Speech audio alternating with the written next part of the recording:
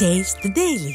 நீலகிரி மாவட்டம் குன்னூர் நகராட்சியில் பல ஆண்டுகளாக கடைகள் நடத்தி வரும் வியாபாரிகளின் வயிற்றில் அடிக்கும் விதமாக ஆட்சி பொறுப்பேற்றவுடன் பல மடங்கு வாடகையை உயர்த்தியதுடன் கடைகளை காலி செய்ய வலியுறுத்தியும் விடியா திமுக அரசின் பொம்மை முதலமைச்சர் ஸ்டாலினுக்கு எதிர்க்கட்சித் தலைவர் எடப்பாடி கே பழனிசாமி கண்டனம் தெரிவித்துள்ளார். இது குறித்து அவர் வெளியிட்டுள்ள அறிக்கையில், கடந்த 2021ஆம் ஆண்டு தேர்தல் பரப்புரையின் போது ஸ்டாலின் குன்னூரில் உள்ள நகராட்சி கடைகளுக்கு வாடகை உயர்த்தப்பட மாட்டாது என்று உறுதியளித்ததை சுட்டிக்காட்டியுள்ளார்.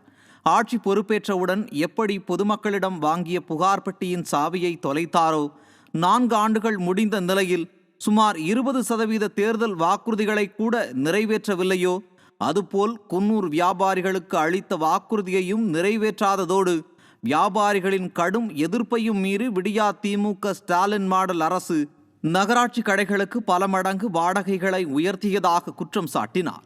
மேலும் குதிரை கீழே தள்ளியது மட்டுமில்லாமல் குழியும் பறித்தது என்று ஒரு பழமொழி உண்டு.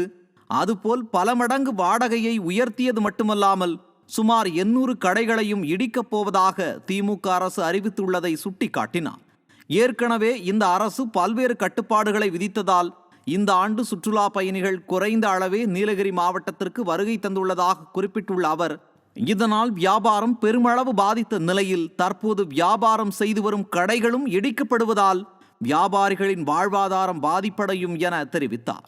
எனவே வியாபாரிகள் விடியா திமுக ஸ்டாலின் மாடல் அரசின் இந்நடவடிக்கைகளுக்கு கடும் எதிர்ப்பை தெரிவித்து வருவதாக குறிப்பிட்டுள்ள கழக பொதுச் செயலாளர், குன்னூர் நகராட்சி கடைகளை இடிக்கும் முடிவை உடனடியாக கைவிட்டு தொடர்ந்து வியாபாரிகளை பழைய இடங்களிலேயே வியாபாரம் செய்ய அனுமதிக்குமாறு விடியா திமுக ஸ்டாலின் மாடல் அரசை வலியுறுத்துவதாக தெரிவித்தார். இல்லாவிடில் பாதிக்கப்பட்ட குன்னூர் வியாபாரிகள் மற்றும் தொழிலாளர்களை ஒன்று திரட்டி அப்பகுதி மக்களின் ஆதரவுடன் மாபெரும் ஆர்ப்பாட்டத்தை அதிமுக முன்னெடுக்கும் எனவும் கழக பொதுச் செயலாளரும் எதிர்க்கட்சி தலைவருமான எடப்பாடி கே பழனிசாமி எச்சரித்துள்ளார்.